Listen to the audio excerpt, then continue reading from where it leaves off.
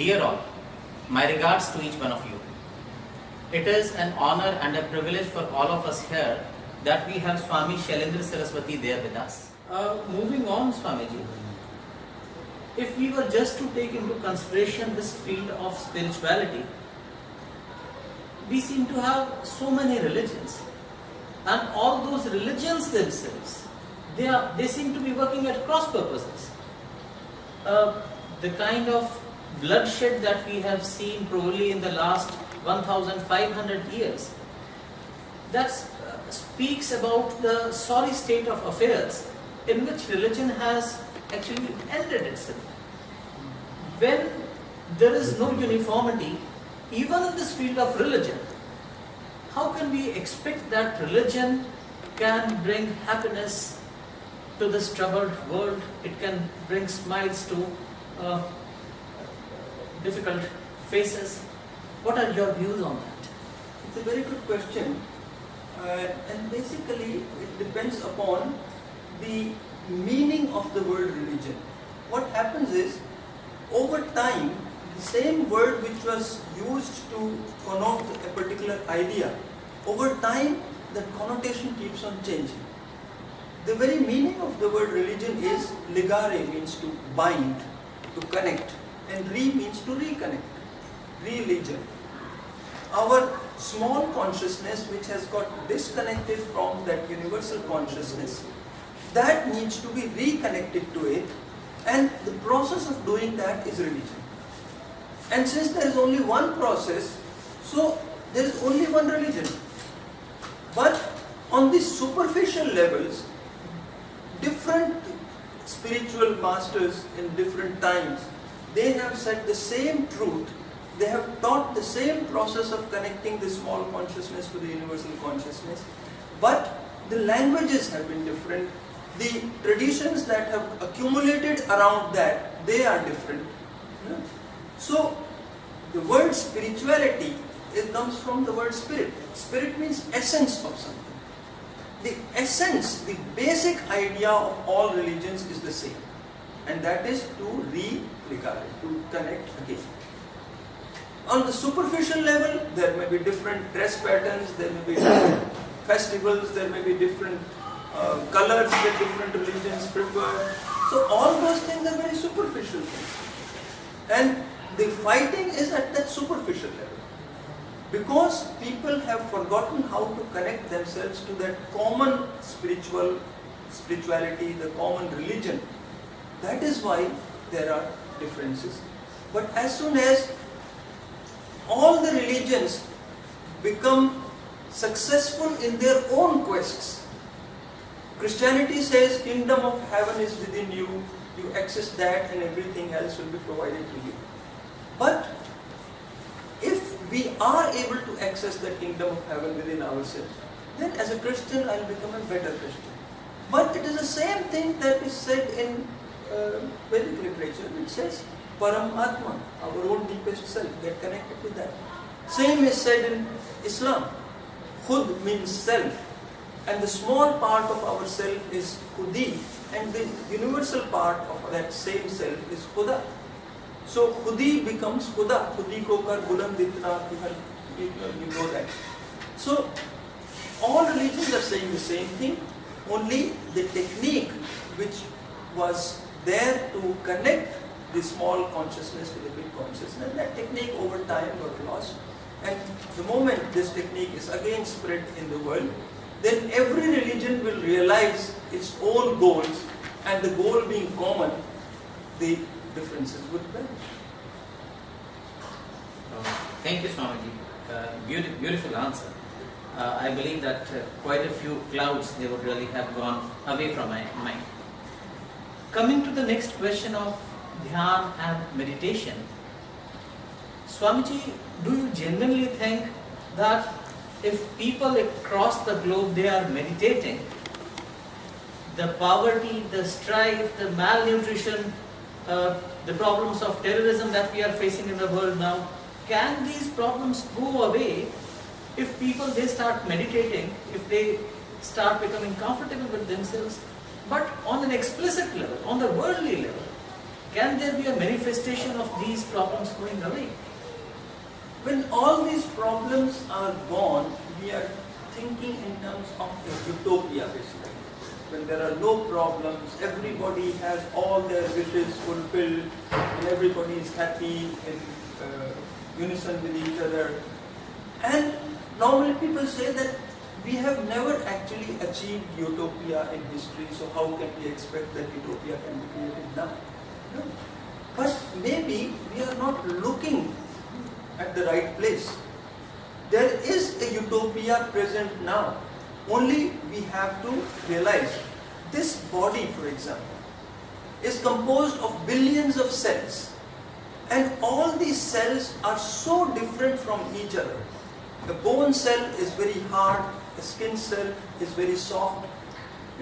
And if all the cells would become similar, if all the cells become bone cells or skin cells, then I won't be able to do anything. So in an evolved organism, the differences have to be there. But you can see that there is utopia among all the citizens of this country, which is human physiology. They work so well in unison with each other, they help each other, bone cells don't fight with skin cells. Why does that happen? Who is there who is programming and who is telling each cell that, oh, you should help this cell and you should help that cell? The reason is that the action of the cell takes place at the surface of the cell. And whenever any action has to take place, the surface of the cell sends RNA to its own deepest center. And in the nucleus of the cell, there is a DNA. And then the DNA gives the command to the cell what it has to do. So every cell is connected to its own deepest cell. And because even though on the surface the cells are very different, but each of those cells, whether it's a bone cell or a skin cell, they have in their own nucleus the same DNA. So when any cell reaches out to its own DNA, it's actually reaching out to the DNA of each cell. And therefore, the answers that come from the DNA will only be those answers which can be helpful for all cells of the body. Exactly the same thing, different individuals in the world are like different cells, and all that is needed is that each of these cells gets connected to its own deepest innermost cell, and that is the process of meditation.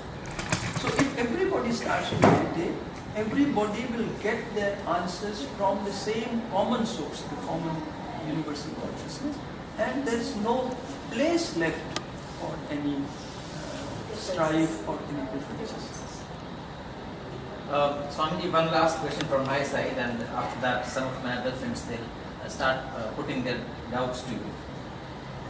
Swamiji, it is said that a man can go only on one path, either on the path of spirituality, the kind of path that you have taken for yourself, or on the path of material world, the kind of path that we ordinary individuals, we ordinary mortals, we seem to be living. It is kind of said that in a sheep we can only have one sword. So does it mean that it is the paths of spirituality and the path of modern scientific world, are they incompatible with each other? It is just like saying that since the root goes downwards and the plant grows upwards, we can have only one thing. Either the plant should go up or the root should go down.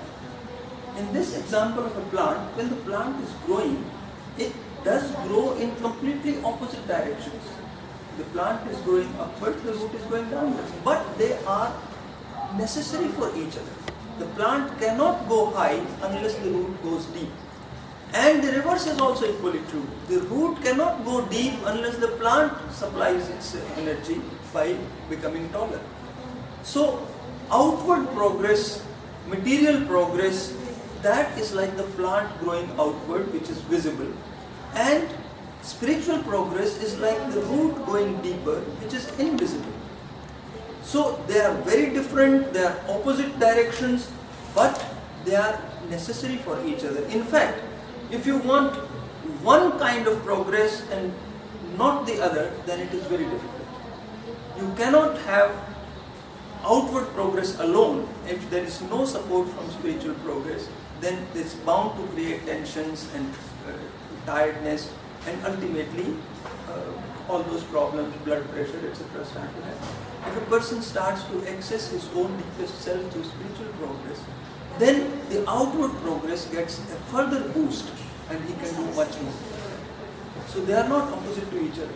They are actually essential for each other. But nobody seems to be saying this kind of a thing. Science and scientific researchers and individuals, they seem to be saying, oh, this is the path of spirituality is a path of belief. It is not substantiated by any one single proof. And on the other hand, spiritualists, they are also not coming up openly and accepting that science has got its own validity. So how do we, if it is really as simple as you are putting it out to us, then why is it that not even a very small minority is coming up with this kind of a clarity of thought? See, as I said, the connection between spirituality and physical world, that is at the source. And anybody who has fathomed that source, either with the material sciences side or from the spiritual side, has realized that both of these are basically saying the same thing in two different languages. All the top scientists, for example, now the most accepted theory of physics is quantum mechanics. And the most famous scientist of quantum mechanics is Schrödinger. And he has written a book which says Mind and Matter. And the conclusion in that book is that every physical thing in the universe is essentially mind stuff. And the next conclusion he says is there is just one mind. Now, this statement is exactly the same as the statement in Vedanta. That all physical reality is basically made up of consciousness and there is just one consciousness.